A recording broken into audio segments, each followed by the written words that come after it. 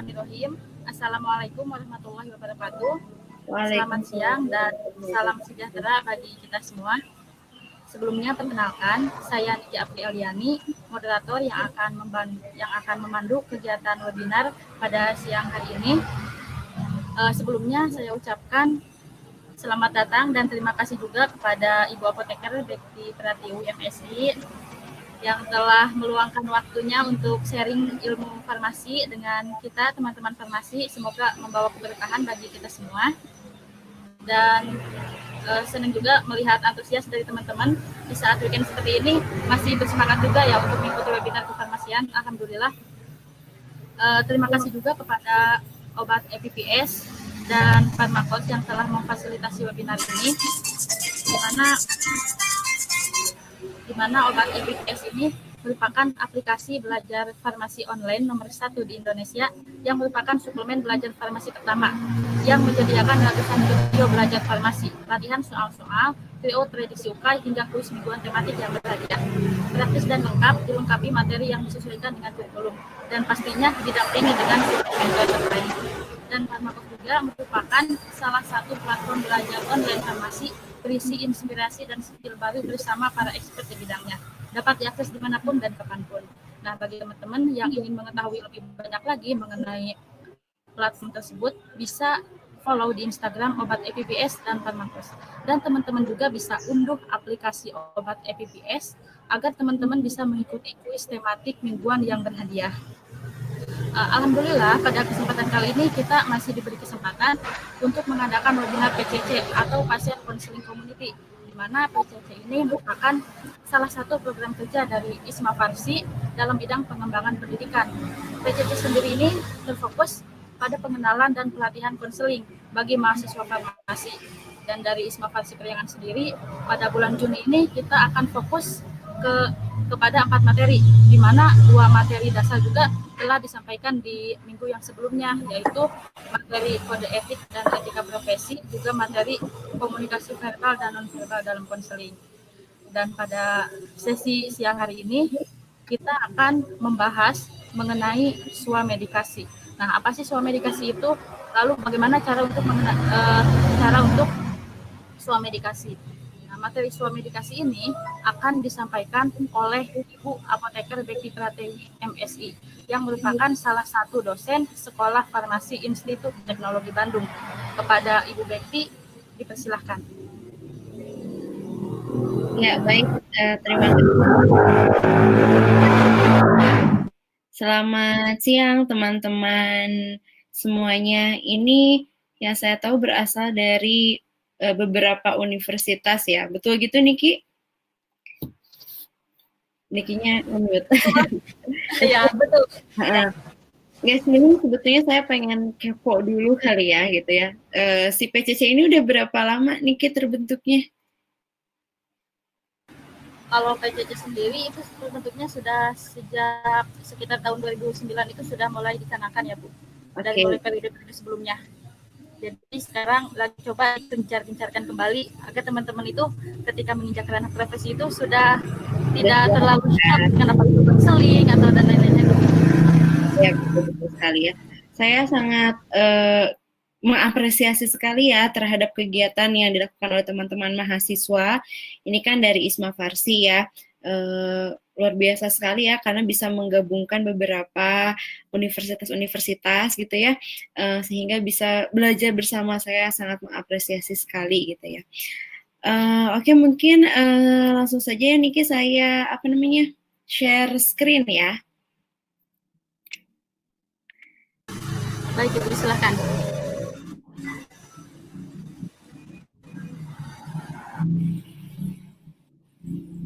Sebentar ya. Oke.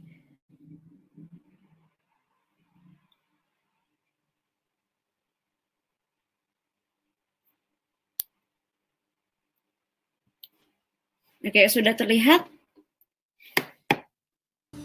Sudah, Bu. Oke, baik.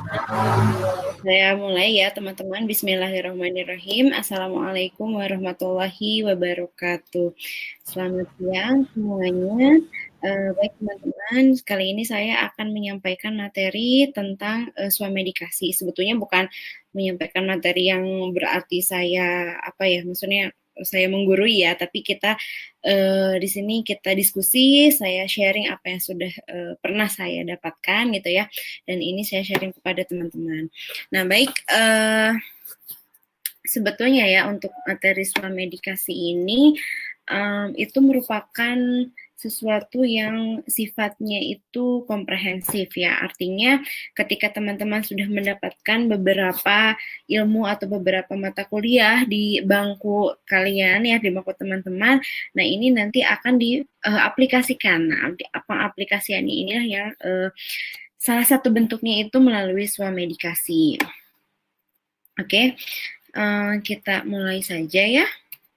Nah, ini materi yang akan saya sampaikan, ya, outline-nya terdiri dari pendahuluan, kemudian terdiri, yang keduanya saya akan menyampaikan sedikit tentang apa itu swamedikasi, karena saya mendapatkan info dari panitia bahwa pesertanya itu ya, tidak peserta yang ada pada webinar atau pada PCC ini hampir dari beberapa angkatan. Nah, maka dari itu saya berusaha untuk menyamakan dulu ya, supaya teman-teman ini tidak bingung gitu ya ketika nanti saya menyampaikan beberapa materi terkait dengan penyakit yang bisa diswamedikasikan.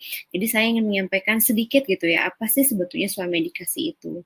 Kemudian yang terakhir, saya akan menyampaikan beberapa swamedikasi pada penyakit yang memang bisa dilakukan pengobatan mandiri ya. Oke, nah mungkin nanti untuk yang penyakit ini apabila tidak tersampaikan semuanya, nanti teman-teman bisa lihat di materi yang akan saya berikan ya, maksudnya di hard file, di filenya ya, di soft filenya, atau teman-teman juga bisa mencari sendiri ya. Jadi tidak akan saya semuanya, tapi yang penting di sini adalah saya ingin menyampaikan sebetulnya bagaimana sih prinsip atau teknis yang harus kita lakukan ketika kita akan melakukan swamedikasi ya. Oke, mari kita lanjut. Oke. Nah, sebelum lebih lanjut nih mengenal apa itu swamedikasi, saya ingin mengajak teman-teman untuk okelah kita lihat berita sedikit ya. Nah, jadi di sini saya ambil dari berita dari Liputan 6, memang dari internet sih saya ambilnya. Nah, ternyata kita lihat ya, ini lagi marak banget kan ya pas kemarin ada pandemi corona itu, di awal-awal pandemi itu kan ada beberapa informasi mengenai penggunaan obat kloroquine ya. Nah, itu jadi rame banget tuh karena ada beberapa kalangan masyarakat tentunya yang berbondong-bondong gitu untuk mengumpulkan dan membeli si kloroquine ini karena mereka pikir oh ini kloroquine bisa mengobati gitu ya, bisa mengobati, jadi ya udah mau coba aja sendiri menggunakan obatnya. Dan ada juga yang berpikiran bahwa kloroquine ini bisa digunakan untuk pencegahan. Nih salah satu beritanya ini sampai ada himbauan gitu ya dari Ikatan Dokter Indonesia bahwa please dong gitu, orang sehat itu jangan latah untuk memborong kloroquine gitu, karena pasien corona itu lebih membutuhkan. Selain itu juga nih, ada informasi juga nih dari CNN, nah disebut jadi obat corona, ternyata harga pil kina melambung. Nah ini kenapa bisa melambung? Karena banyak orang yang ingin membeli gitu ya, sehingga harganya dinaikkan. Oke, itu sedikit tentang kloroquine. Nah, terus ini nih yang lagi rame-rame banget nih sekarang-sekarang ini ada tentang dexamethasone ya. Sampai ini beritanya itu BPOM memperingatkan bahwa dexamethasone ini bisa menurunkan daya tahan tubuh karena pasti teman-teman juga mendengar berita bahwa oh iya dexamethasone itu obat warung gitu ya, yang bisa dibeli untuk pencegahan corona gitu. Tanpa kita pungkiri ya teman-teman ya, ternyata masyarakat Indonesia itu informasi cara mencari informasi atau perolehan informasi tentang kondisi-kondisi terkini baik itu kesehatan ataupun yang lainnya, ternyata sangat mudah gitu ya mereka untuk mendapatkan informasinya. Dan justru itu gitu yang harus kita waspadai gitu ya, karena semakin maraknya informasi-informasi itu, kita harus lebih bisa memilih gitu. Dan kita juga sebagai teman-teman sebagai mahasiswa gitu ya, sebagai mahasiswa farmasi itu harus bisa juga memberikan informasi dan memilah informasi yang benar. Nah, kenapa sih saya bahas dulu terkait sama kloroquine gitu dan dexamethasone? Emang ada hubungannya gitu ya sama swamedikasi. Nah, sebetulnya yang ingin saya highlight dari apa yang sudah saya munculkan tadi, nah ini, meningkatnya pengetahuan dan motivasi masyarakat tentang penyakit. Nah, meningkatnya pengetahuan tuh dari mana? Yaitu tadi dari berbagai media, baik itu media cetak gitu ya, ataupun media sekarang makan internet juga sangat mudah sekali ya berita-berita di internet untuk diakses. Jadi secara tidak langsung dengan kemudahan dalam mengakses tersebut akan meningkatkan pengetahuan masyarakat. Nah, sebetulnya dengan adanya pengetahuan masyarakat terhadap penyakit-penyakit dan bagaimana cara mengobatinya itu tidak cukup gitu ya, mendorong masyarakat untuk bisa melakukan pengobatan sendiri. Nah, pendorong lainnya itu apa selain pengetahuan nih? Ada juga motivasi. Nah, motivasi ini yang bisa juga menjadi pendorong untuk dilakukannya swamedikasi. Nah, ini ya, jadi yang ingin saya highlight itu bahwa sekarang ini pengetahuan akan obat-obatan dan juga motivasi masyarakat gitu ya untuk mengetahui tentang penyakit, tentang obat dan cara mengobatinya itu sangat tinggi. Motivasi dan pengetahuannya sangat tinggi. Sehingga inilah yang mendorong kenapa seseorang itu mau melakukan swamedikasi. Ya. Selain ini nih, selain faktor yang ini, ada juga faktor yang lain. Nah, misalnya ini. Ini bukan berarti saya promosi atau gimana ya, tapi ini hanya sebagai gambaran saja. Ini kira-kira apa ya? Coba, mungkin bisa teman-teman gambarkan. Nah, oke, ini adalah iklan ya. Iklan dari beberapa obat-obatan ya. Nah, iklan, kita kan pasti sering banget ya kalau melihat TV itu, iklan tentang obat itu berseliweran gitu ya. Nah, gencarnya promosi obat-obatan di berbagai media itu juga yang mendorong seseorang untuk bisa melakukan swamedikasi. Ya, swamedikasi atau pengobatan mandiri gitu ya. Jadi selain adanya pengetahuan, selain adanya motivasi, ketambah lagi nih sama banyaknya promosi obat-obatan, nah itu yang akan semakin mendorong seseorang untuk melakukan swamedikasi. Nah, selanjutnya ini, adanya ketersediaan dan kemudahan mendapatkan obat-obatan.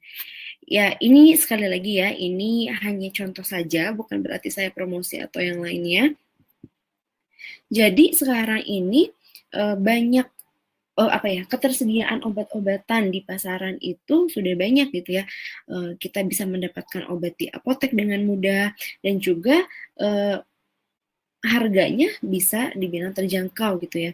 Jadi ketersediaan dan kemudahan dalam mendapatkan obat-obat yang bisa dibeli tanpa resep dokter itu saat ini memang marak gitu ya. Apalagi ini ketambah dengan sekarang kan ada beberapa platform yang menawarkan untuk membeli obat secara online gitu ya.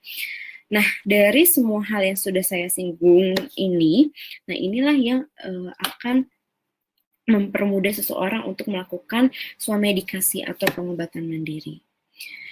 Nah, kira-kira nih, peranan apoteker untuk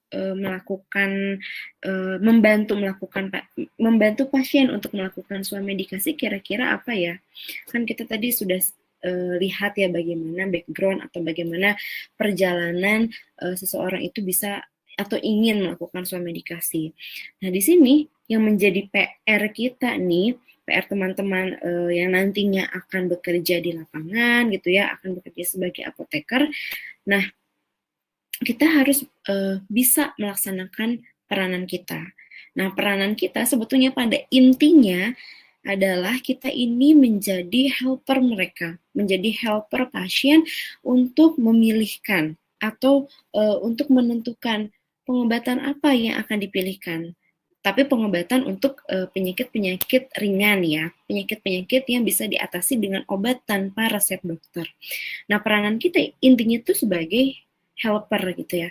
Tapi pada teknisnya, ketika kita menjalankan sebagai helper itu, teknisnya itu kita akan memberikan informasi yang secara detail, kita akan membantu pasien menganalisis bagaimana kondisinya, kemudian kita juga akan membantu memilihkan gitu ya, mana sih terapi atau pengobatan yang paling tepat. Nah, seperti itu ya peranan apoteker dalam proses swamedikasi. Oke, selanjutnya, nah ini part yang kedua, kita masuk lebih detail apa sih sebetulnya swamedikasi itu. Oke, kita lihat dari definisinya.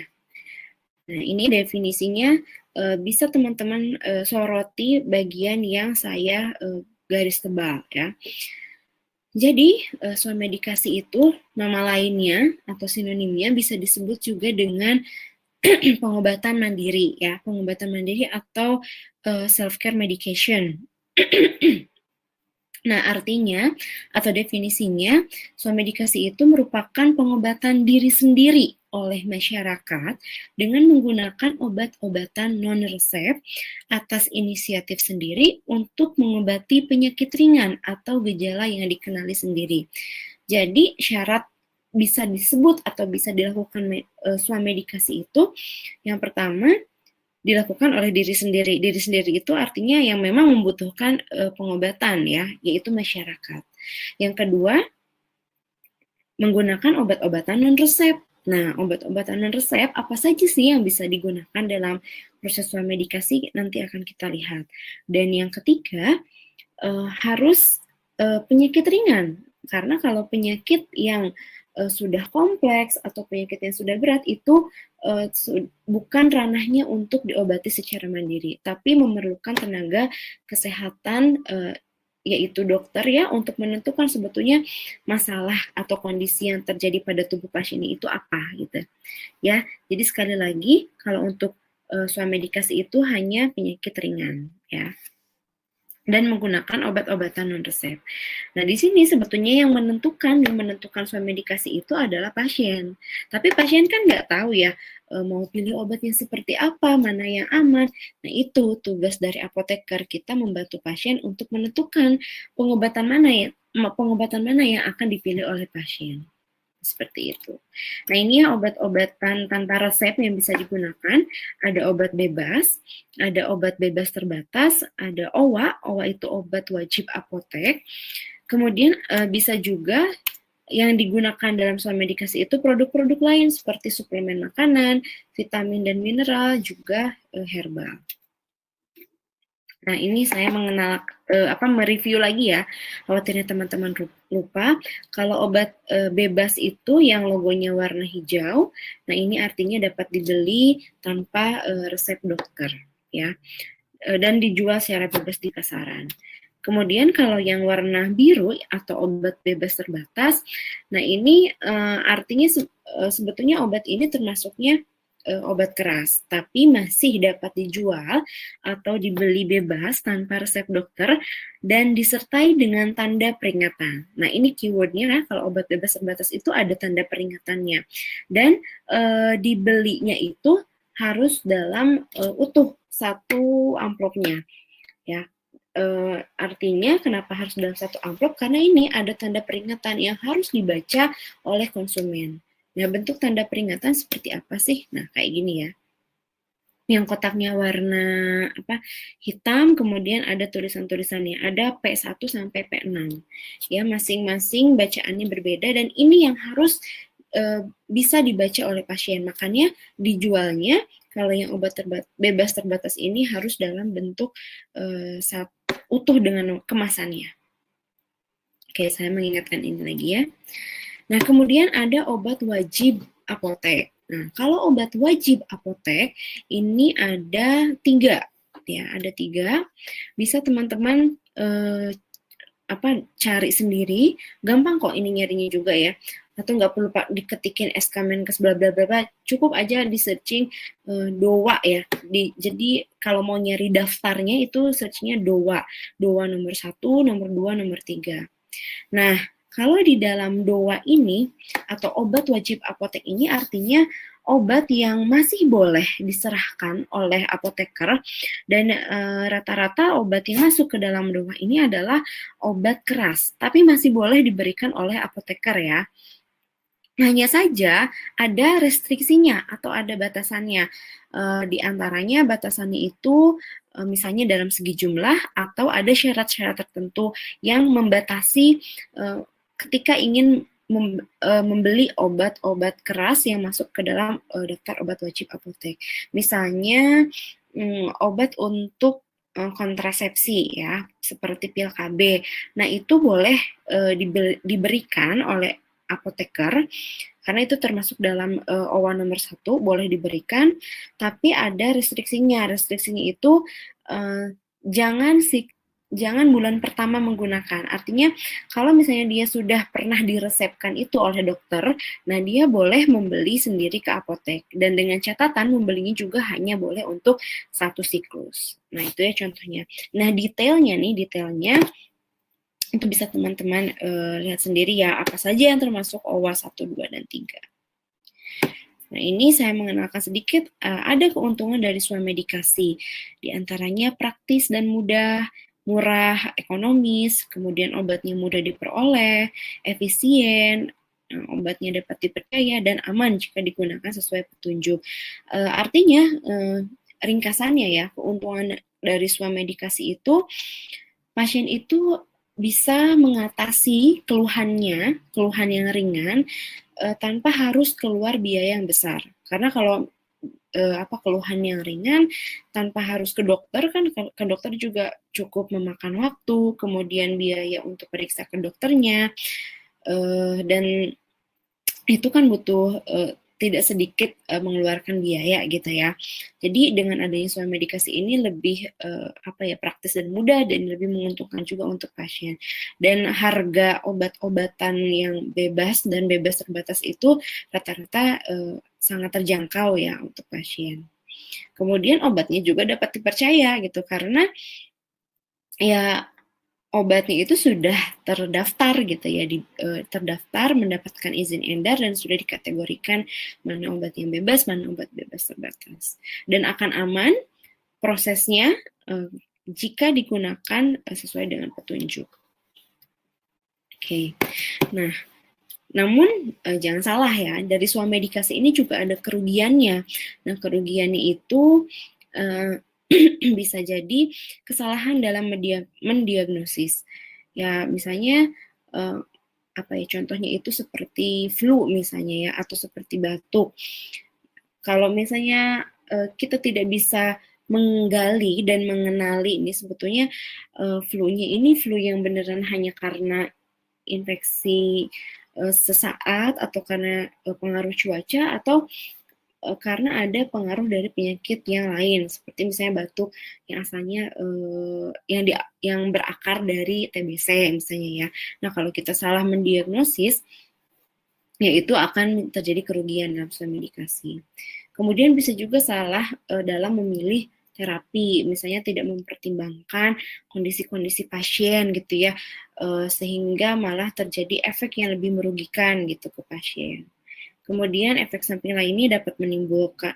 kerugian lainnya dapat menimbulkan efek samping, kayak efek samping dari obat-obatan ya, dan bisa jadi tidak tahu nih kontraindikasinya, karena misalnya si pasien itu kurang mengerti gitu ya, tidak tahu kontraindikasinya, interaksi, peringatan, dan perhatian, sehingga yang seharusnya kita waspada nih, misalnya terhadap peringatan atau perhatiannya malah terabaikan, dan itu bisa menimbulkan kerugian. Atau bisa juga kerugiannya itu kesalahan dalam dosis dan cara penggunaannya. Dan bisa juga kerugiannya itu salah dalam menyimpan obat atau penggunaan obat yang kadaluarsa, sehingga karena salah nyimpan jadi obatnya tidak akan cepat rusak, dan ketika rusak digunakan, nah itu pasien yang misalnya tidak tahu atau masyarakat tidak tahu, nah itu yang akan merugikan. Oke. Nah, masalah-masalah kerugian yang tadi saya sebutkan itu bisa kita hindari. Asalkan kita melakukan proses swamedikasinya itu dengan tepat. Nah, apa sih proses konseling swamedikasi? Ini saya bagi menjadi 3 part ya. Jadi 3 part ini, 3 bagian ini sebetulnya semuanya dilakukan gitu oleh teman-teman ketika akan melakukan ketika akan melakukan konseling swamedikasi. Cuma saya bagi 3 aja, jadi biar lebih mudah gitu ya untuk mengenalnya atau lebih mudah memahaminya. Jadi bagian yang pertama saya sebut dengan identifikasi. Bagian yang kedua saya sebut dengan analisis, dan bagian yang ketiga adalah rekomendasi. Nah, untuk yang bagian identifikasi, analisis, dan rekomendasi ini semuanya masuk ke rangkaian konseling. Jadi kalau teman-teman ini sudah tahu kan ya bagaimana proses konselingnya. Kalau proses konseling kan diawali biasanya dengan pembukaan ya, yang sapa gitu ya, kemudian memperkenalkan diri, meminta kesediaan konseling, dan dilanjutkan dengan penggalian informasi. Nah, jadi di sini nih, di identifikasi inilah penggalian informasi. Nah, ketika menggali informasi dan mengumpulkan semua informasi, barulah teman-teman bisa menganalisis. Sebetulnya ini si pasiennya ini kenapa sih, si masyarakat ini kenapa ya gitu. Nah, analisis ini dari analisisnya itu dari informasi yang diperoleh dari identifikasi. Nah, setelah menganalisis, barulah teman-teman sampaikan bagaimana rekomendasi yang teman-teman rancang gitu ya untuk mengatasi masalah si pasien. Nah, detailnya mari kita lihat ya. Nah, pertama adalah identifikasi. Nah, ini biar gampang nih. Ketika teman-teman sudah memperkenalkan diri, sudah meminta kesediaan konseling, nah biasanya kan teman-teman akan mengumpulkan informasi. Nah, pada proses konseling swamedikasi, agar lebih mudah, teman-teman bisa mengacu ke singkatan ini, Scholar Mac. Nah, S-nya itu apa? Jadi ini singkatan ya. S-nya itu adalah symptom. Nah, ini bisa teman-teman catat ya, S-nya itu apa, C-nya itu apa, karena tidak saya detailkan ya. Jadi saya hanya rangkum saja. S-nya itu adalah simptom. Simptom ini menunjukkan gejala apa sih yang sedang dirasakan oleh orang yang datang ke apotek atau oleh pasien. S, simptom. Jadi ditanyakan apa keluhan yang Bapak atau Ibu rasakan gitu ya. Nah, misalnya si pasiennya itu jawab contohnya sakit kepala, iya nih Neng, saya lagi sakit kepala misalnya ya. Nah, coba teman-teman gali lagi dengan yang huruf C. C-nya itu adalah karakteristik. Sakit kepalanya itu seperti apa? Apakah sakit kepala sebelah, atau sakit yang seutuhnya, atau misalnya sakitnya itu yang cenat-cenut saja, atau seperti sangat parah sekali seperti digencet, dipukul, dan segala macam. Nah, itu bisa ditanyakan di karakteristik. Oke, atau kalau misalnya contohnya diare nih ya. Nah, kalau diare bisa ditanyakan si karakteristik dari fesesnya. Ya, seperti itu. Misalnya apakah fesesnya disertai dengan darah, disertai lendir, kemudian konsistensinya bagaimana. Nah, itu bisa ditanyakan di karakteristik. Kemudian yang ketiga adalah H. H itu adalah history. Nah, ini ditanyakan kok bisa ya gejala itu muncul gitu. Kenapa kok bisa muncul gejala itu? Sejarahnya seperti apa? Misalnya ya saya diare gitu ya. Nah, itu ditanyakan historinya atau sejarahnya. Memang kemarin makan apa? Kemudian atau mungkin misalnya menggunakan atau mengkonsumsi di daerah yang seperti apa, kalau misalnya membeli makanan yang siap saji gitu ya, apakah mungkin dari warungnya kurang bersih. Nah, itu historinya digali. Jadi ini nanti akan membantu kita untuk proses analisis ya. Kemudian O itu adalah onset. Onset itu kapan sih munculnya? Kemudian L itu location ya. Location kalau misalnya tadi sakit kepalanya itu di kanan atau di sebelah kiri gitu ya. Locationnya itu lebih ke lokasi yang bermasalahnya itu di mana gitu di dalam tubuh itu.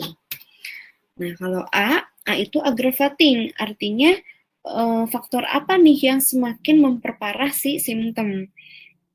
Kalau misalnya aggravating itu, kalau misalnya di sakit kepala, misalnya iya nih saya biasanya sakit kepala itu kalau telat makan, nah gitu. Berarti kan, masalahnya itu akan teratasi kalau telat makan, kalau telat makannya tidak dilakukan lagi gitu ya. Atau misalnya diare, ya nih saya makin parah diarenya kalau pas diare saya minum jus, nah seperti itu.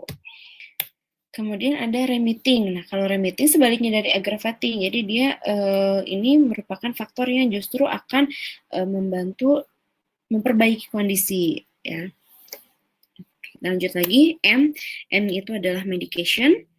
Jadi di sini obat-obatan apa nih yang sedang digunakan? Karena kan seseorang itu bisa saja muncul gejala walaupun gejala yang tidak berkaitan dengan misalnya dia tuh punya penyakit tapi nggak berhubungan. Jadi kayak misalnya pasien yang diabetes mellitus tapi kebetulan dia lagi diare gitu ya.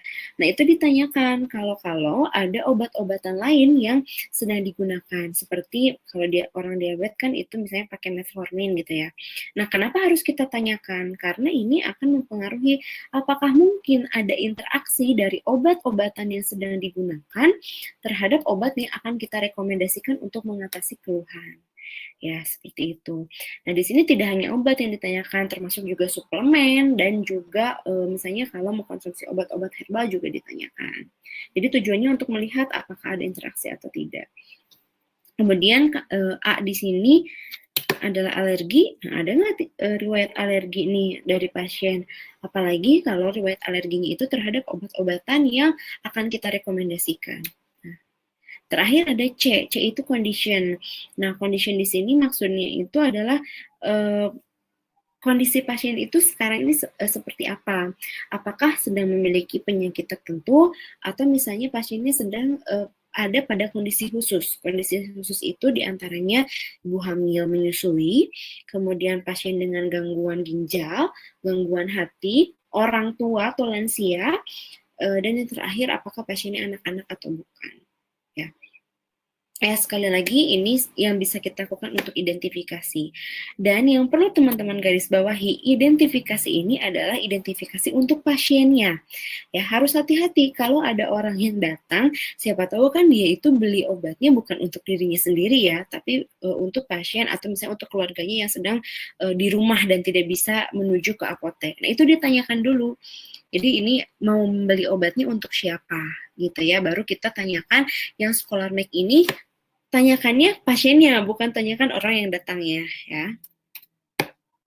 Oke, selanjutnya ini adalah analisis. Nah, analisis di sini ini akan bisa dilakukan, maksudnya ini akan sangat tertolong kalau teman-teman sudah memiliki pengetahuan tentang farmakoterapi. Jadi teman-teman harus sudah tahu nih untuk mengobati penyakit ini penyakit gejala-gejala ringan yang dikeluhkan oleh pasien, teman-teman sudah tahu mengobatinya itu seperti apa. Ya, dan analisis ini kita lihat ya. Intinya analisis itu adalah ingin menjawab permasalahan dari simptom yang dikeluhkan. Ya, jadi harus ada solusi ini dari simptomnya.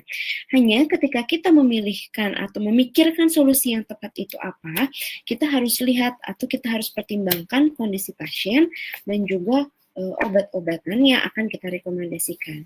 Kondisi pasien itu, nah ini diperolehnya, ini harus diperhatikan ya. Maksudnya solusi yang akan kita berikan itu harus based on patient condition. Nah, kondisi pasien itu yang tadi yang Scholar Make itu. Ya, dan kita juga harus perhatikan obatnya. Apakah obat-obatannya tepat tidak untuk si pasien. Misalnya kita merekomendasikan obat yang bentuk sediaannya cair gitu ya untuk anak-anak. Nah, itu kita harus perhatikan. Dan perhatikan juga dari si obat ini diperhatikan itu dari golongan obatnya tadi, apakah dia itu obat bebas terbatas, atau OA. Mana yang masih bisa kita berikan. Nah, itu yang harus diperhatikan ya. Oke, selanjutnya, nah ini ada detail ya dari cara pemilihan obat. Tentu obat yang kita pilih itu harus menjawab atau harus mengatasi gejala atau keluhan penyakit. Jadi jangan sampai memilih obat yang tidak bisa menjawab keluhan dari pasien ya. Percuma dong pasien mengeluarkan uang tapi tidak bisa menjawab keluhannya. Yang kedua yang harus diperhatikan adalah kondisi khusus. Nah, yang sudah tadi saya singgung ya, misalnya ibu hamil, kemudian pediatri, geriatri, pasien dengan DM, dan ini kalau yang DMHT ini masuk ke yang condition ya. Kemudian pengalaman alergi atau reaksi yang tidak diinginkan terhadap obat tertentu. Nah, ini tadi sudah saya singgung juga ya. Nah, selanjutnya ini kan masih terkait dengan si pasiennya nih yang atas. Nah, kalau yang bawah ini dalam memilih obat, kita juga harus melihat nama obatnya apa, si zat berkhasiatnya apa. Jadi ini kita perhatikan si obatnya. Cara pakainya seperti apa, efek sampingnya apa gitu ya. Nah, ketika kita memilih, misalnya ada beberapa merek nih, nah kita pilih obat yang memang sesuai gitu dengan kondisi pasien ya. Misalnya obat yang mengandung fenilpropanolamin kan itu akan semakin dikhawatirkan akan memperparah kondisi hipertensi dari pasien. Nah, berarti kalau pasien yang memiliki kondisi hipertensi sebaiknya diberi obat flu yang tidak mengandung fenilpropanolamin ya, seperti itu ya. Kemudian pilih obat sesuai dengan gejala penyakit dan tidak ada interaksi dengan obat-obatan yang sedang diminum. Nah, makanya kita perlu untuk mengetahui pasien ini sedang menggunakan obat-obatan atau tidak. Dan untuk pemilihan yang tepat ini ya tentu ya, karena kan ketika konseling itu kita ngobrol dengan pasien ngobrol dengan apoteker. Jadi memang sebaiknya pasien swamedikasi itu dibantu dengan apoteker. Nah, ini ada hal yang harus diperhatikan juga. Ini sebetulnya masih yang detail dari yang tadi ya, mengenali kondisi pasien, kemudian memahami kemungkinan interaksi, dan mengetahui obat yang tepat ya yang bisa digunakan, dan ini mewaspadai efek samping atau reaksi obat merugikan yang mungkin muncul, dan meneliti kondisi obat saat akan diserahkan. Nah, dalam artian ketika kita akan memberikan obat, kita harus perhatikan juga nih apakah obatnya masih bagus atau tidak ya. Kemudian kondisinya misalnya kalau obatnya sudah kurang baik ya sebaiknya tidak dijual gitu ya, atau tidak diberikan. Kemudian mengetahui cara penggunaan obat. Nah, ini kita juga sebagai apoteker yang akan mengedukasi harus paham gitu ya, cara menggunakannya seperti apa. Apalagi obat untuk kondisi-kondisi misalnya menggunakan tetes hidung ya. Nah, itu harus diperhatikan. Oke, dan mengetahui cara penyimpanan obat yang benar. Oke. Ini juga harus disampaikan ya, gimana sih cara menyimpan obat yang benar. Nah, selanjutnya setelah kita menganalisis tuh tadi, mengidentifikasi, kita udah tahu penyakit atau keluhan pasien apa, kemudian kita analisis nih, di dalam otak itu kita memikirkan, oh iya nih kita mau merekomendasikan obatnya apa gitu ya.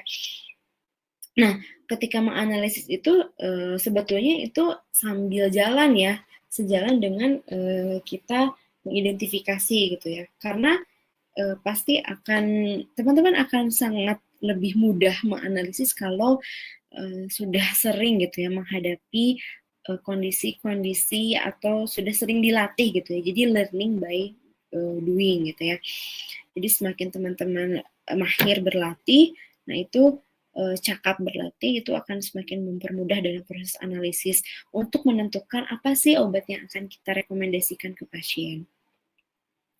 Nah, selanjutnya ketika kita sudah memilih nih, ini nih obat yang akan kita rekomendasikan, nah barulah disampaikan si rekomendasi itu. Nah, penyampaian rekomendasi ini ada dua macam ya, penyampaian secara farmakologi, tentunya itu adalah obat-obatan yang kita akan sarankan, dan satu lagi adalah non-farmakologi. Nah, kalau non-farmakologi ini terkait dengan misalnya pengaturan pola hidup, gaya hidup, pola makan, istirahat, tidur, dan sebagainya yang akan membantu untuk mengatasi masalah atau kondisi pasien. Ya, tapi yang saya tuliskan di sini lebih ke yang farmakologinya ya. Oke, nah ini hal-hal apa saja yang harus disampaikan terkait dengan obat. Jangan lupa ya, ketika konseling itu harus menyebutkan namanya, ya, nama obatnya. Misalnya, contohnya saya sebut merek nggak apa-apa lah ya. Ini contohnya misalnya ada pasien yang MAH gitu ya, atau ada masalah hiperasiditas. Jadi direkomendasikan Milanta gitu ya. Nah, disebutkan itu ini obatnya adalah Milanta. Nah, khasiatnya itu disebutkan, tapi nggak usah pakai bahasa, tidak menggunakan bahasa yang susah ya. Jadi sebutkan saja ini dapat digunakan untuk mengobati masalah ya masalah MAH gitu ya.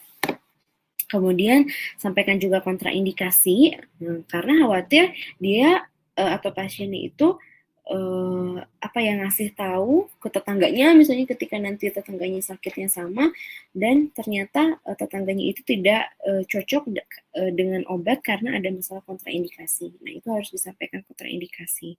Kemudian sampaikan efek samping dan bagaimana cara mengatasinya. Nah, kalau aturan pakai dan dosis ini tentu ya harus disampaikan. Dan ini, waktu pemakaiannya kapan? Misalnya sebelum atau sesudah makan. Dan ini ya, kalau swamedikasi harus dikasih tahu lama penggunaannya. Karena kalau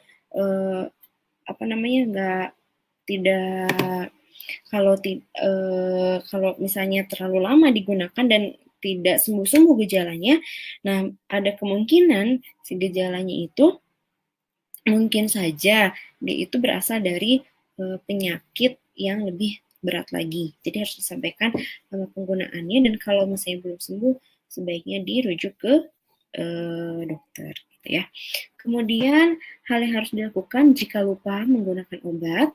Nah, cara penyimpanan ini harus disampaikan juga, dan cara memperlakukan obat yang masih sisa. Nah, karena kan kalau gejalanya sudah sembuh, menganjurkan pasien untuk tidak menggunakan lagi. Nah, obat sisanya itu harus seperti apa digunakannya, itu disampaikan juga ya. Kemudian ini cara membedakan obat yang masih baik dan yang sudah rusak. Itu harus dikasih tahu ya. Nah, ini hal-hal yang harus diperhatikan dalam penggunaan obat. Dari sisi kemasannya, ini harus tersegel dengan baik gitu. Kita sampaikan ke pasien ini, Ibu, ini masih tersegel dengan baik. Kalau misalnya nanti mau membeli lagi, dan jangan lupa diperhatikan bagaimana si kemasannya, segelnya ya. Dan kemudian penandaan pada wadah. Nah, beritahu juga nanti pasien untuk membaca aturan pakai ya. Itu. Kemudian sarankan pada pasien jika masih ragu bisa menghubungi atau menanyakan lagi ke apoteker, dan bila sakit berlanjut segera menghubungi dokter. Ini detail dari cara penyimpanan obat, bisa teman-teman nanti lihat sendiri ya, supaya saya bisa menyampaikan penyakitnya. Nah, ini perlu disampaikan juga ya terkait dengan kemungkinan reaksi obat merugikan yang akan muncul. Ya, kenapa harus disampaikan? Karena ketika termasuk gejalanya seperti apa dan cara mengatasinya. Kalau gejalanya ternyata dari reaksi obat merugikan itu tidak dapat diatasi dengan cara yang disarankan, nah, dan sangat mengganggu, itu sebaiknya segera menghubungi dokter.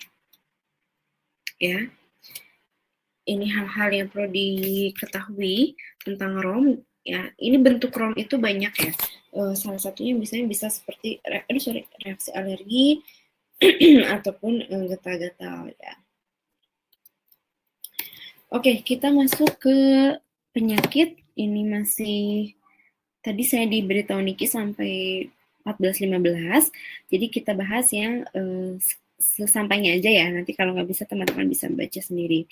Nah, untuk panduan swamedikasi dari penyakit-penyakit ringan, teman-teman bisa cari, nanti saya masukkan di daftar pustaka ya, teman-teman bisa cari, namanya itu adalah panduan penggunaan obat bebas dan obat bebas terbatas. Nah, di situ ada detail banyak sekali ya bagaimana cara mengatasi atau swamedikasi untuk penyakit-penyakit ringan. Ada demam, batuk, flu, cacingan, kemudian jerawat, kadas, kurapanu gitu, itu semuanya ada di sana dan ringan dibacanya juga. Nah, itu diterbitkan dari Binfar.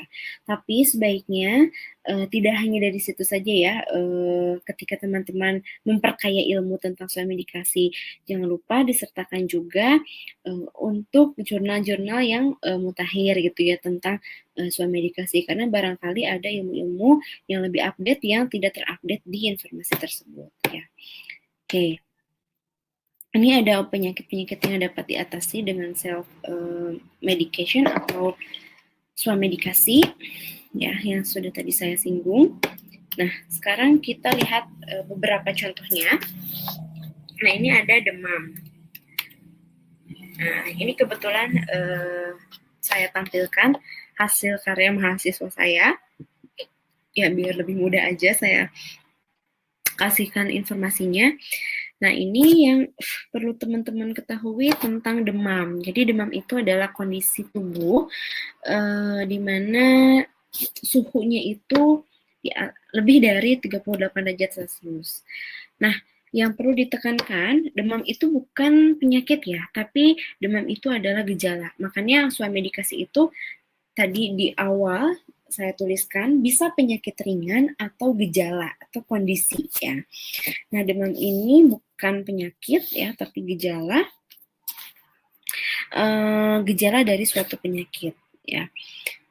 Ya, penyebabnya itu bisa karena adanya nih ya. Kenapa bisa demam? Karena bisa disebabkan karena infeksi, kemudian bisa karena terpapar sinar matahari, atau bisa karena stres ya. Ini ada beberapa penyebab kenapa bisa timbul demam. Dan sebetulnya demam itu adalah gejala ya dari penyakit. Nah, ini ada apa namanya?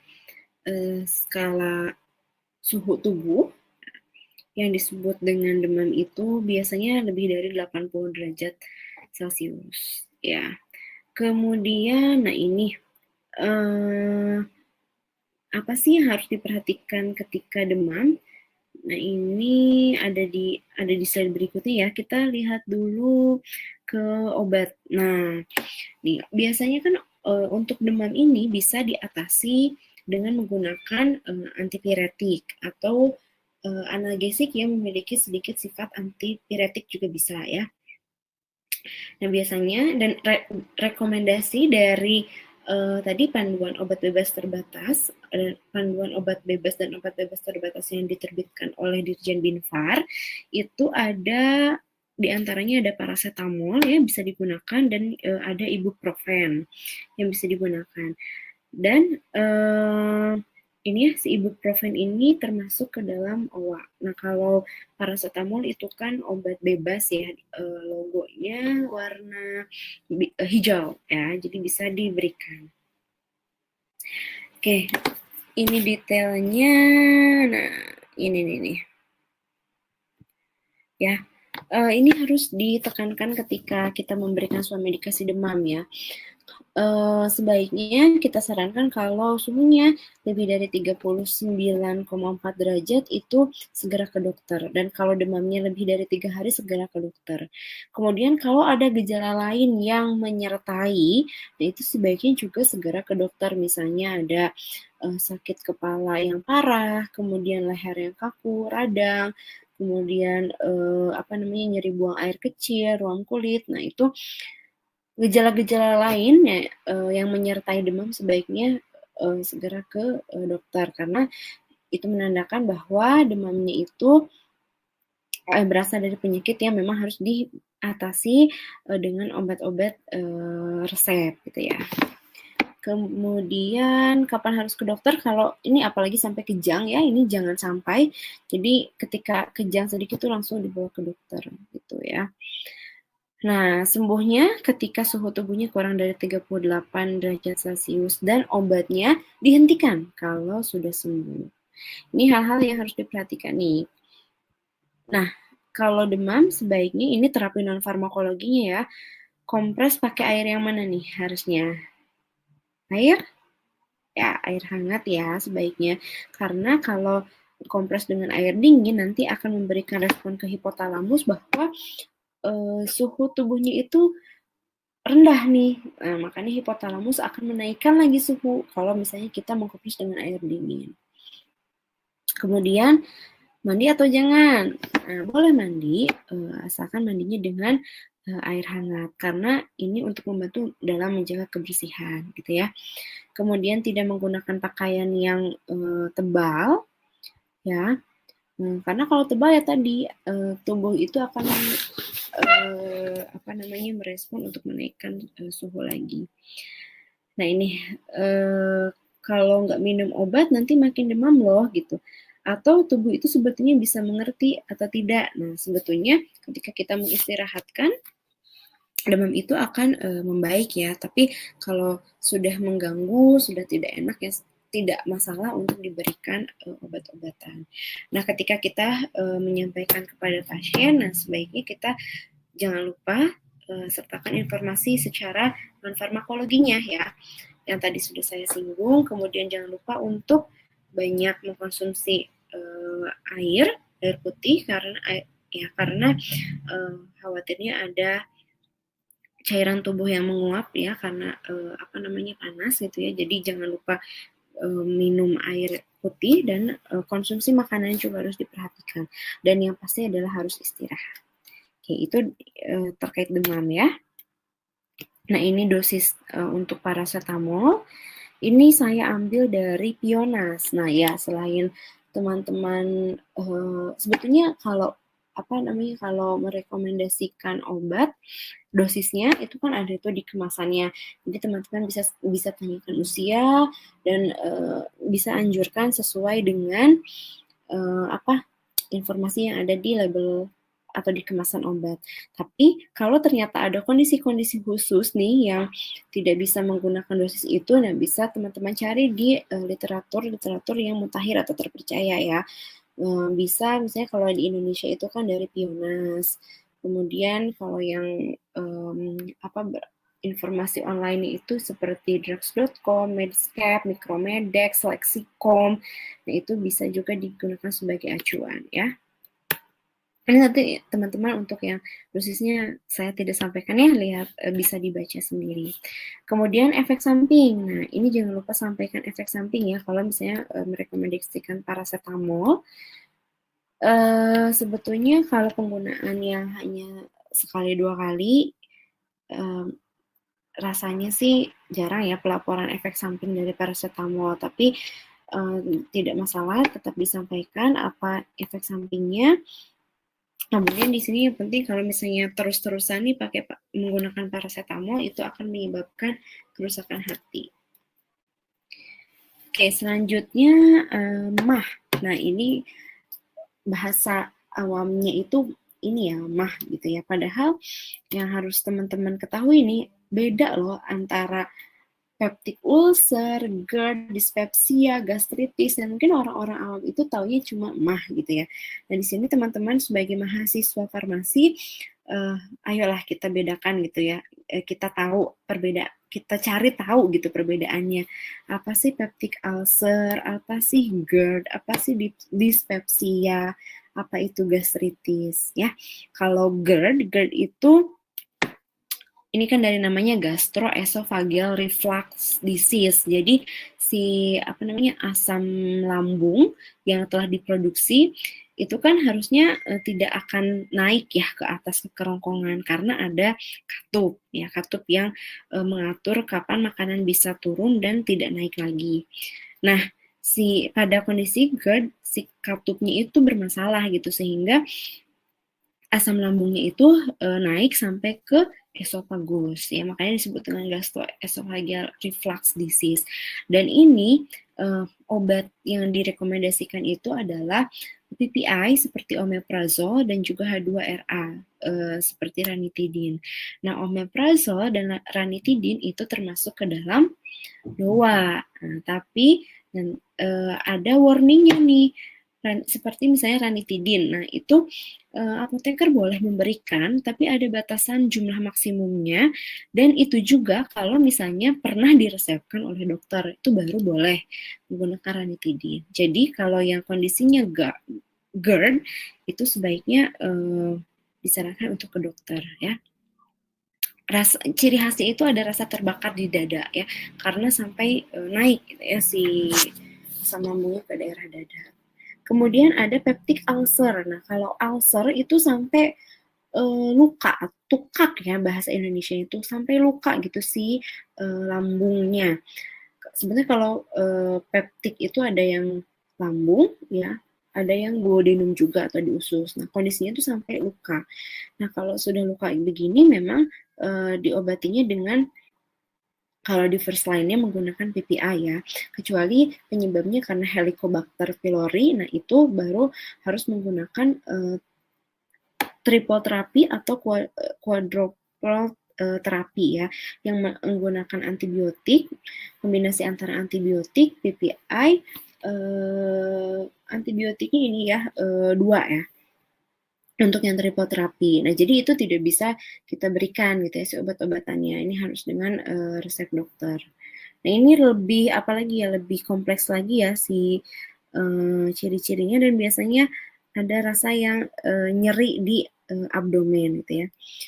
Nah, kemudian ada dispepsia. Nah, di sini kalau dispepsia kondisi persisten atau sakit yang berulang ya, atau rasa ketidaknyamanan ya pada abdomen. Nah, ini biasanya disertai gejalanya itu ada kembung, mual. Nah, kalau di sini dispepsia ini, nah ini bukan penyakit ya, tapi dispepsia ini adalah gejala. Nah, kalau dispepsia yang masih kondisinya kembung, mual, ini masih bisa kita berikan swamedikasi ya. Kalau gastritis ini kan is-is, biasanya yang akhiran is-is itu adalah infeksi. Nah, ini juga harus sudah menggunakan antibiotik ya kalau misalnya terbukti karena adanya infeksi bakteri. Jadi tidak bisa kita rekomendasikan untuk swamedikasi. Jadi yang paling memungkinkan itu adalah dispepsia untuk direkomendasikan swamedikasi. Nah, ini obat pilihannya ya, rata-rata sih yang sifatnya antasida ya, golongan terapi antasida. Nah, ini yang terdiri atau isinya itu ada aluminium dan juga ada magnesium.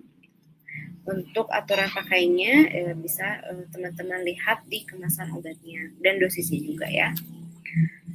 Nah, ini ada hal-hal yang perlu diperhatikan ketika menggunakan antasida. Ini teman-teman nanti bisa dipelajari dan dibaca sendiri ya, karena biar keburu gitu menyampaikan untuk obat yang lain, untuk penyakit yang lainnya. Ini ada batuk. Nah, batuk itu merupakan refleks ya, refleks yang terangsang oleh iritasi paru-paru atau saluran pernafasan. Nah, batuk ini ada rekomendasi terapi secara non farmakologinya, misalnya minum banyak kayak cairan, kemudian hentikan kebiasaan merokok, hindari yang memicu batuknya seperti misalnya debu-debu ya, atau polusi udara itu ya. Nah, untuk pengobatannya kita harus gali dulu batuknya itu apakah batuk berdahak atau batuk kering. Nah, kalau batuk berdahak ini bisa tentunya menggunakan pengobatannya menggunakan ekspektoran. Nah, macam-macamnya ada GG atau glyceryl glycolat ya, ada bromhexin, kemudian ada OBH. Nah, ini yang bisa digunakan. Tapi sekali lagi harus perhatikan kondisi pasiennya ya. Apakah misalnya anak-anak atau ibu hamil atau misalnya ada penyakit-penyakit lain. Nah, ini harus teman-teman perhatikan si obat-obatan ini bagaimana peringatannya ya. Selanjutnya, nah ini kalau batuk kering pakai antitusif. Nah, ini antitusif yang direkomendasikan bisa menggunakan obat-obatan seperti ini ya. Biasanya dextromethorphan HBr, dan biasanya sih si antitusif ini berada tidak hanya dalam bentuk tunggal ya, biasanya bareng-bareng sama obat-obatan atau zat-zat aktif yang lain. Nah, kalau ternyata dalam satu obat itu beberapa zat aktif dan misalnya gejalanya memang tepat gitu ya, ada misalnya batuk sama flu, nah itu bisa diberikan dalam satu bentuk sediaan saja gitu ya, untuk mempermudah pasien dalam konsumsi obat ya. Tapi sekali lagi ketika kita memilihkan obat atau zat aktifnya, kita lihat efek sampingnya, kemudian kita lihat kondisi pasiennya ya. Ini dosis-dosisnya nanti bisa teman-teman baca dan pelajari sendiri ya. Kemudian untuk flu, nah ini flu itu merupakan kondisi di mana adanya infeksi di saluran pernafasan atas.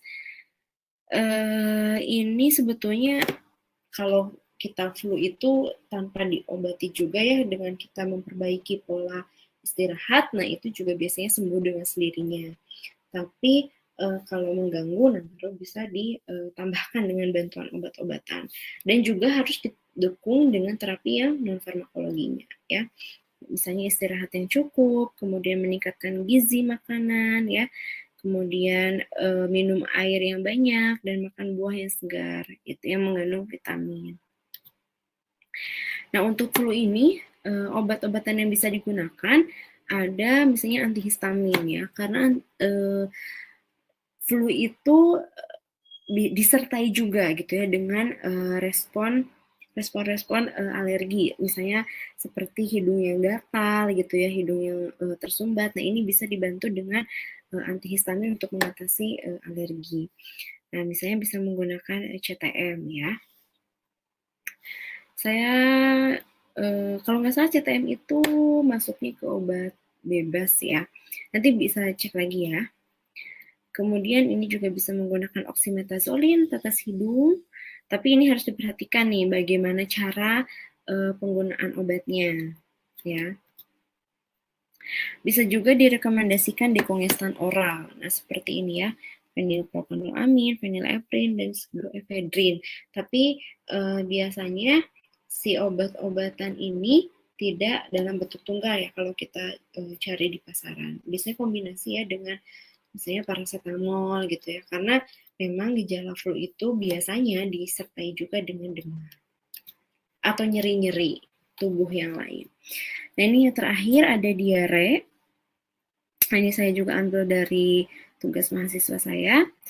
Nah, apa itu diare? Nah, diare itu merupakan kondisi buang air besar lebih dari 3 kali dalam sehari dan disertai dengan penurunan kepadatan tinja atau konsistensinya itu menjadi lebih encer ya.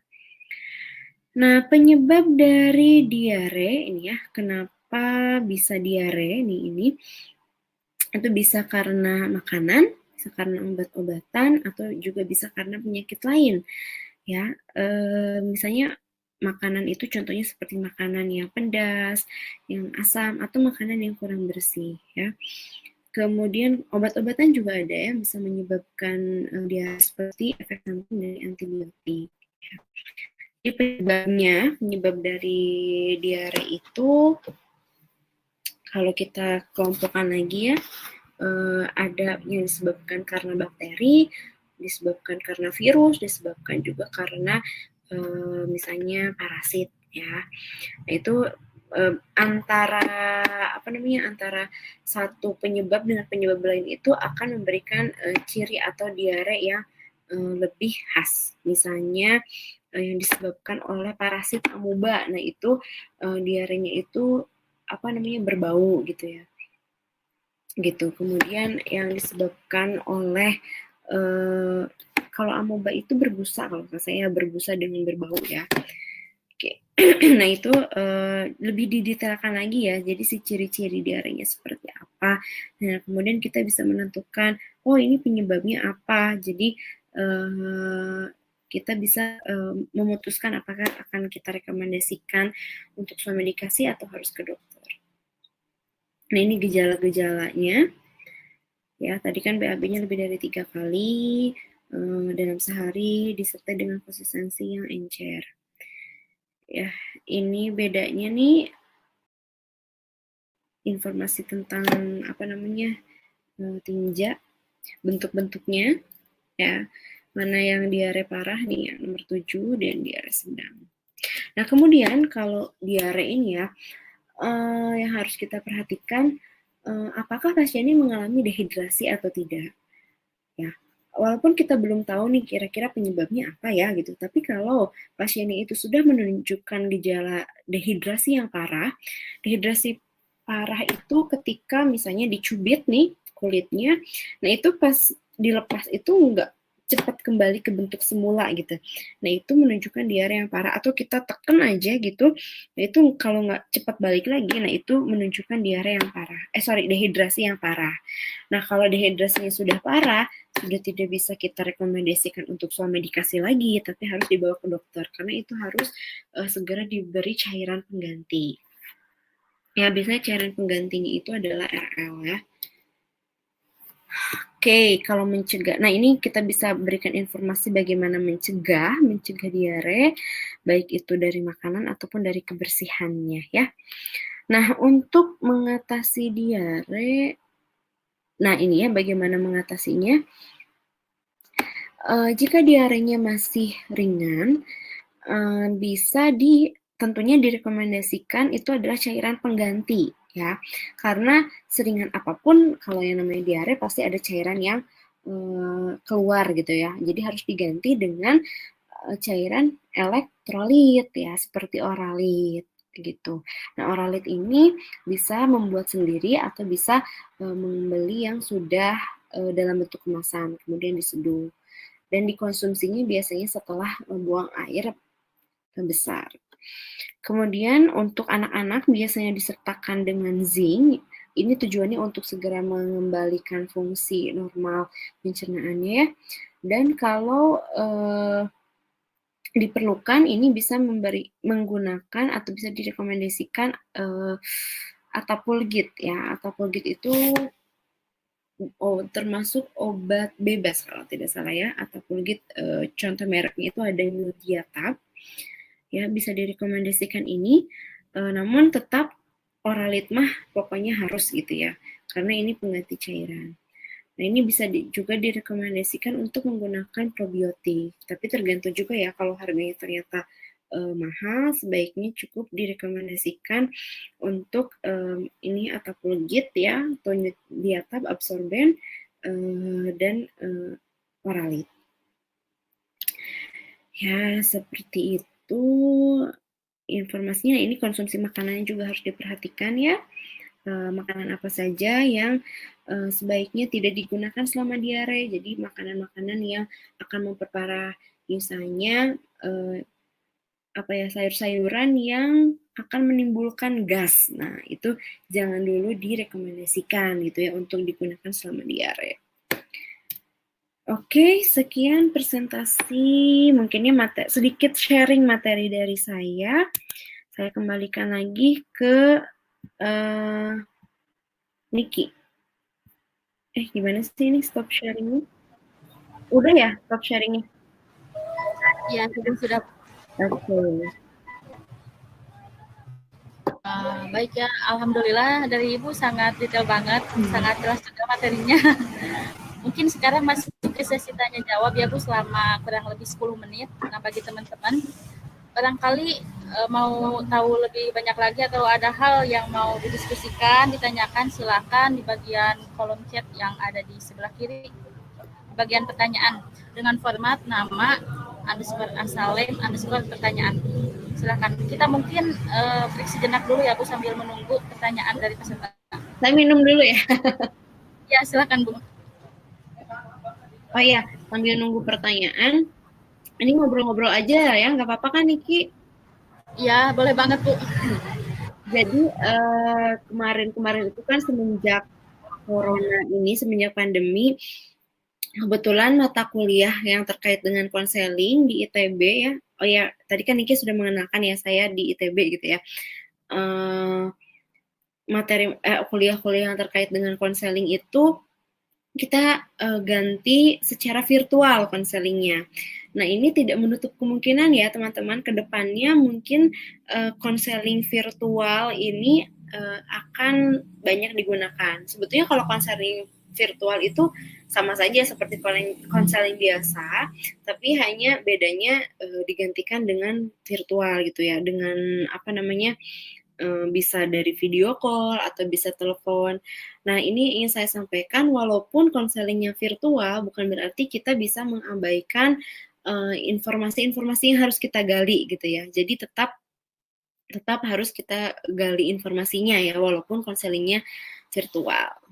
Itu sih sedikit pengalaman kemarin waktu corona gitu ya, tentang perkuliahan. Ya Bu, meskipun suami edukasi ini memang banyak sekali manfaatnya, tetapi jika kita tidak memperhatikan gitu kayak poin-poin yang harus disampaikan, itu bisa berakibat fatal juga ya Bu. Jadi karena dengan kesalahan terapi juga gitu ya Bu. Betul.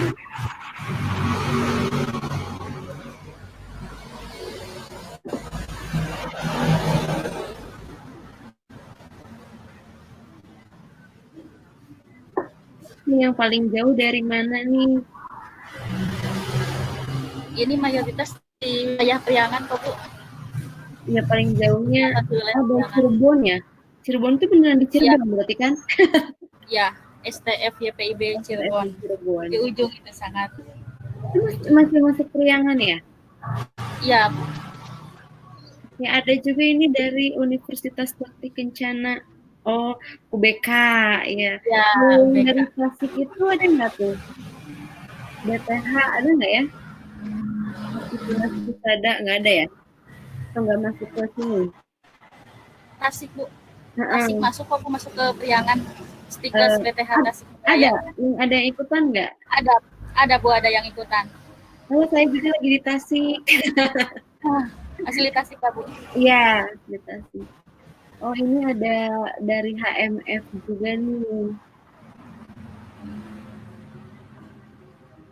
Ini jangan-jangan mahasiswa-mahasiswa saya ya? Dari HMF. HMF Ars Preparandi ITB. Wow. HMF. Ini ada Tika Fuji. Bukan mahasiswa saya. Ini nggak ada yang nanya ya, alhamdulillah.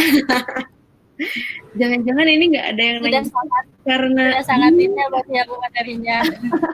Sebetulnya ya tadi sih yang ingin saya tekankan itu lebih ke prinsip gimana kita melaksanakan komunikasi, gimana prosesnya. Nah, kalau masalah nanti detail per penyakitnya itu akan lebih mantap lagi kalau teman-teman sudah mendapatkan farmakoterapi. Jadi lebih kebayang gitu. Jadi udah ada isinya gitu lah, yang ada modalnya. Nah, jadi yang ingin saya sampaikan di sini lebih ke tekniknya aja.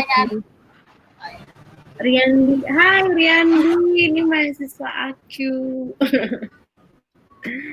Hai tuh kan. Oke, ini Niki aja yang bacain atau gimana? Boleh Bu, boleh. Ya, boleh. Dari Riyandi, HMF APITB, saya Kabekti mau meminta saran terhadap permasalahan yang saya temukan di masyarakat. Kebetulan ayah saya pedagang grosir, termasuk menjual obat-obat bebas. Ada salah satu merek obat batuk yang kerap dibeli banyak oleh anak-anak pang dan preman. Yang saya dengar, mereka menggunakan itu untuk fly. Muncul kekhawatiran dari saya karena zat yang memberikan fly dari obat itu kadarnya jauh lebih kecil dari zat aktif lain. Sehingga saya khawatir mereka mengonsumsi banyak dalam satu waktu agar mendapatkan efek fly sehingga memperbesar resiko efek samping. Nah, bagaimana ya cara saya memberitahu mereka karena jujur sebagai mahasiswa farmasi menjadi risih namun ada takut memberitahukan. Nah, ini karena subjeknya preman. Oh ya, Bu. Ini sebetulnya ada pertanyaan di atas tuh, pertanyaannya Riyandi, tapi karena tadi udah dibacain pertanyaan Shalia, kita jawab dulu aja ya. Oke. pertanyaan dari Shalia ini tentang kalau misalnya kita menghadapi pasien yang wow gitu ya, bukan pasien mungkin ya pengunjung yang wah ini agak gimana gitu ya. Nah ini sering banget juga dibahas, saya sama mahasiswa saya juga sering membahas ini gitu ya kalau misalnya lagi praktek atau simulasi konseling. Ini satu hal, jenis pasien itu akan bermacam-macam. Ada yang nurut-nurut aja gitu ya kalau misalnya ditanya, ada yang jawabnya iya-iya aja. Nah, di sini kita harus pintar menggali informasi dari pasien. Nah, termasuk kalau misalnya kita menemukan yang aduh kok ini pasiennya itu seperti ya katakanlah seperti kayak preman gitu ya, penampilannya menyeramkan dan kita juga kalau memberitahu apa yang ada sejujur-jujurnya khawatir dari kitanya juga saya khawatir menimbulkan bahaya gitu ya ke kitanya. Nah, untuk mengatasi kondisi yang seperti ini, karena kan kita juga ada ada kecurigaan ya kalau misalnya kita bisa misalnya kita mendapatkan informasi ya nih biasanya orang yang seperti ini orang-orang preman ini menggunakan obatnya untuk disalahgunakan gitu ya. Biasanya tuh yang ada dextro-dextronya. Nah, caranya kita siasati dengan mungkin ini ya bisa disebut berbohong ya, tapi berbohong itu berbohong ya untuk apa namanya uh, itu itu pertanyaan Salihah Kak ya.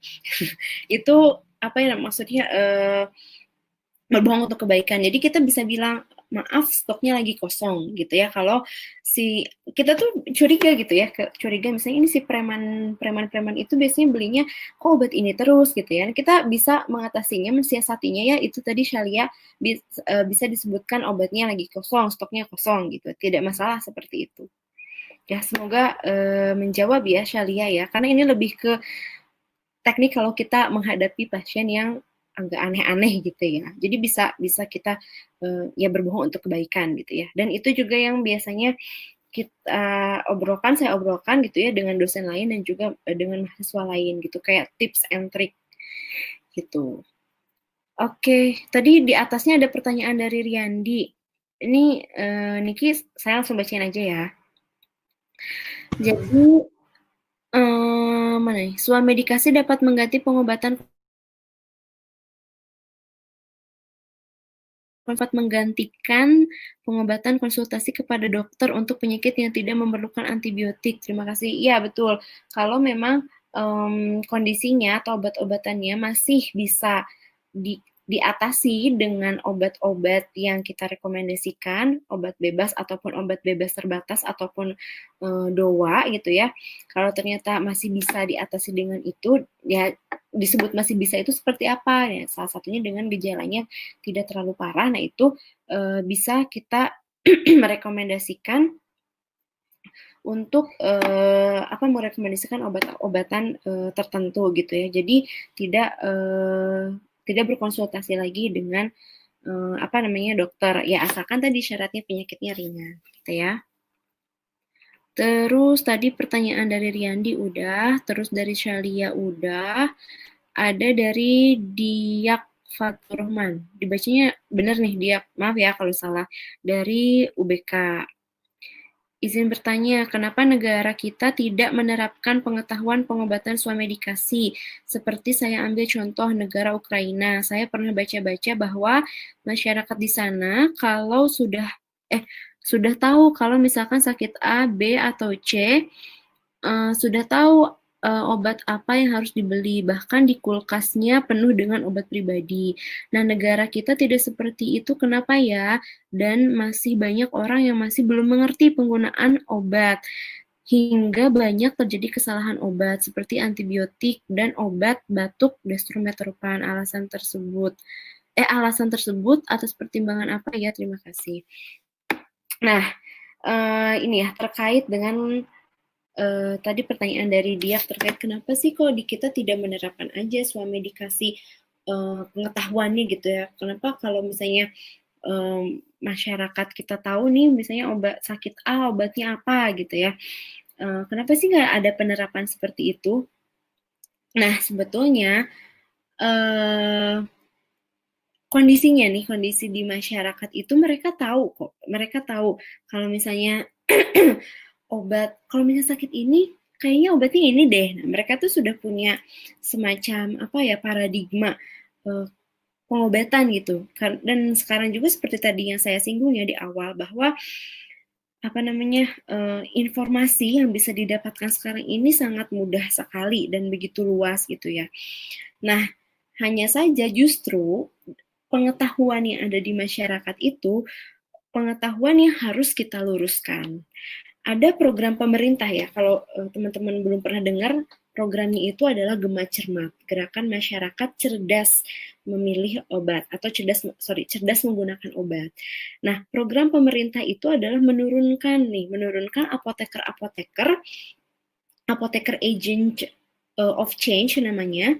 Nah, untuk bisa memberikan edukasi ke masyarakat tentang bagaimana cara penggunaan obat yang benar, tentang obat jenis-jenis obat tadi, kayak obat bebas terbatas, fungsinya seperti apa, kapan boleh menggunakan obat yang bisa dibeli sendiri atau tidak. Nah, sebetulnya dari pemerintah tuh sudah ada program seperti itu, Gema Cermat. Tapi ketika seseorang merasakan sakit gitu ya, dan ketika dia akan membeli dokter, walaupun dia sudah tahu, nah tetap harus ada peranan kita sebagai apoteker, karena khawatirnya ada kondisi-kondisi yang tidak bisa diperhatikan oleh pasien atau oleh masyarakat, seperti misalnya kondisi-kondisi khusus yang mereka tidak sadari. Nah, itu yang harus kita luruskan. Jadi walaupun ada nih gerakan dari gerakan dari pemerintah berupa Gema Cermat untuk mencerdaskan masyarakat terkait dengan penggunaan obat, tetap harus ada peranan dari apoteker ya untuk membantu agar lebih tepat lagi, seperti itu. Oke, tadi pertanyaan Riyandi udah, pertanyaan dari Shalia udah, dari Dika juga udah kayaknya, Diak, sorry ya, Diak, kok Dika. Belum ada lagi nih, Niki.